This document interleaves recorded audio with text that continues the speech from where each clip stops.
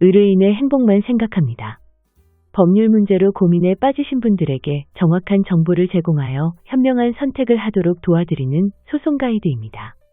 정보공개 제도는 공공기관이 보유관리하고 있는 정보를 국민의 청구에 의해 공개하거나 중요 정보를 사전에 국민에게 제공함으로써 국민의 알 권리를 최대한 보장하고 국민의 국정 참여를 확대하는 한편 국정 운영의 투명성을 제고하기 위한 제도입니다.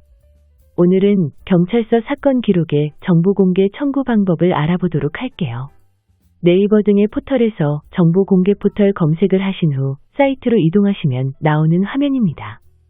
우측에 로그인 메뉴를 누르면 로그인을 할 수 있는 화면이 나오며 회원가입과 공인인증서 등록을 진행하여 청구하는 방법이 있으며 비회원으로도 신청 가능합니다. 회원가입을 하지 않은 상태에서 비회원 로그인 방법을 선택하면 비회원 정보 입력을 거쳐야 하며 필수 정보들을 입력해야 로그인 상태로 변화됩니다. 진행 상황 등을 편하게 확인해 보려면 회원가입을 하는 게 좋습니다. 로그인이 완료되면 메인 화면에 청구 신청 메뉴를 클릭합니다. 빨간색 네모 표시에 있는 청구 신청 글귀를 누르면 정보 공개 청구 절차 화면으로 넘어가게 됩니다. 정보 공개 청구에 관한 기본 정보입니다. 청구 기본 정보는 로그인 정보를 따라오게 하여 입력이 되어 있는 경우도 있지만 빨간색 표시 항목은 전부 입력이 되어야 하기 때문에 빠짐없이 입력하면 됩니다. 진행 상황에 대한 안내나 정보 공개 결정 후 서류를 파일로 받아보는 경우도 있으므로 휴대폰 번호나 주소, 전자우편 등의 정보는 정확하게 입력해야 합니다. 이것은 가장 중요한 항목입니다. 청구 제목과 청구 내용이 명확해야 하며 엉뚱한 내용으로 작성하게 된다면 시간이 많이 지연되거나 정보 공개 신청에 관한 내용을 거부할 수 있습니다. 경찰서 사건 기록 신청 시 내용을 상세하게 작성하는 것이 좋은데 기본적으로 육하원칙으로 상세한 내용을 확인하는 것이 좋습니다. 주민번호와 같은 개인정보 입력 시 정보 공개 청구가 되지 않거나 이후에 오류가 발생할 수 있어 유의해야 합니다. 육하원칙의 기본은 누가, 언제, 어디서, 무엇을, 어떻게, 왜까지 6가지를 의미하는 것으로 형식을 완벽히 지켜야 하는 것은 아니지만 상대방에서 상세한 정보를 확인할 수 있도록 최대한 상세하게 작성하는 것이 좋습니다. 경찰서 사건 기록은 다양한 종류로 구분되는데 사건 상황에 따라서 작성되는 서류의 종류도 차이가 있습니다.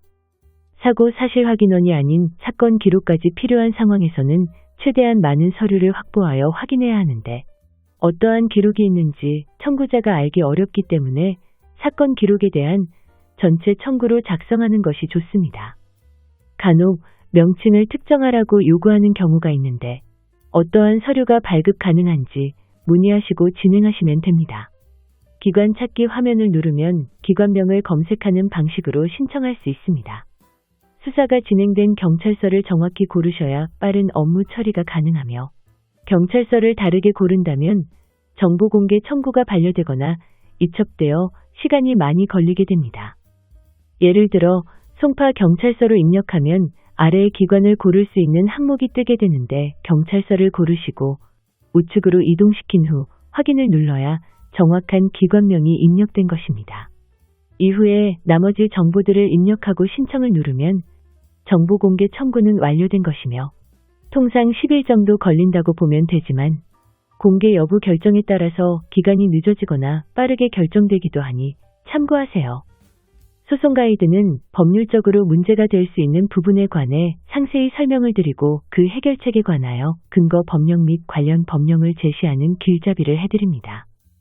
항상 노력하는 자세로 의뢰인의 이익을 최우선하는 모습을 보여드리겠습니다.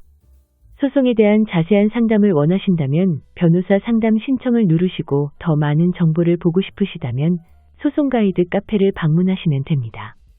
내용이 마음에 드셨다면 구독과 좋아요, 알림 설정 부탁드립니다.